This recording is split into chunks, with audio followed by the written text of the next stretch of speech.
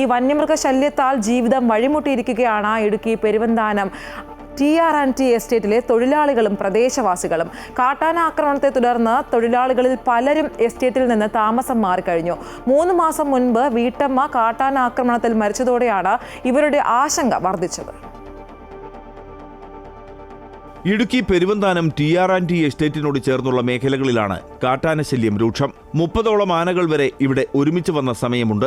ശബരിമല തീർത്ഥാടനം തുടങ്ങിയാൽ അഴുത വനമേഖലയിൽ നിന്ന് കാട്ടാനകൾ ജനവാസ കേന്ദ്രങ്ങളിലേക്ക് ഇറങ്ങും. കഴിഞ്ഞ ഫെബ്രുവരി 9-ാം തീയതിയാണ് പുഴയിൽ കുളിക്കാൻ പോയ കൊമ്പൻപാറ നെല്ലുവിള പുത്തൻ വീട്ടിൽ സോഫിയ ഇസ്മയിലിനെ കാട്ടാന ആക്രമിച്ച് കൊലപ്പെടുത്തിയത്. ഇതോടെ തൊഴിലാളികൾ ഉൾപ്പെടെയുള്ളവരുടെ ഭീതി വർദ്ധിച്ചു. പലരും എസ്റ്റേറ്റ് മേഖലയിൽ നിന്ന് താമസം മാറി. വന്യമൃഗ ആക്രമണം രൂക്ഷമാകുമ്പോഴും വനംവകുപ്പ് നിസ്സംഗത പാലിക്കുന്നുവെന്നാണ് ആരോപണം. TR&T എസ്റ്റേറ്റിൽ ആയിരക്കണക്കിന് തൊഴിലാളികളാണ് ഉണ്ടായിരുന്നത്.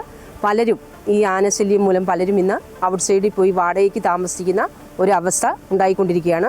സ്കൂൾ കുട്ടികൾക്കും അതുപോലെ തന്നെ തോട്ടം തൊഴിലാളികളായ ആളുകൾക്കും ജോലി ചെയ്യാനായിട്ട് സ്കൂൾ കുട്ടികൾക്ക് സ്കൂളിൽ പോകാനും അതുപോലെ തന്നെ തോട്ടം തൊഴിലാളികളായ ആളുകൾക്ക് ടാപ്പിംഗ്, ജനറൽ വർക്കേഴ്സ് എന്നീ ജോലികളിൽ ഏർപ്പെടുന്ന ആളുകൾക്ക് വന്യമൃഗശല്യം ഉള്ളതുകൊണ്ട് ജോലി ചെയ്യാൻ പറ്റാത്ത ഒരു അവസ്ഥയിലാണ് കഴിഞ്ഞ 3 വർഷക്കാലം TR&T എസ്റ്റേറ്റിലെ തൊഴിലാളികൾ കടന്നുപോയിക്കൊണ്ടിരുന്നത്. മുണ്ടക്കയം പെരുവന്താനം മേഖലകളിൽ വന്യജീവി ആക്രമണമുണ്ടായാൽ RRT സംഘം എത്തേണ്ടത് പീരുമേട്ടിൽ നിന്നോ കോട്ടയത്തു നിന്നോ ആണ്. ഇവരെത്തുമ്പോഴേക്കും മനുഷ്യജീവനുകൾ നഷ്ടപ്പെട്ടിരിക്കും. വന്യജീവി ആക്രമണം തടയാൻ ശക്തമായ നടപടിയുണ്ടായില്ലെങ്കിൽ തോട്ടം മേഖലയിൽ നിന്നുൾപ്പെടെ ആളുകൾ കുടിയിറങ്ങേണ്ടി വരും. MC Boban, Amrita news, Idukki.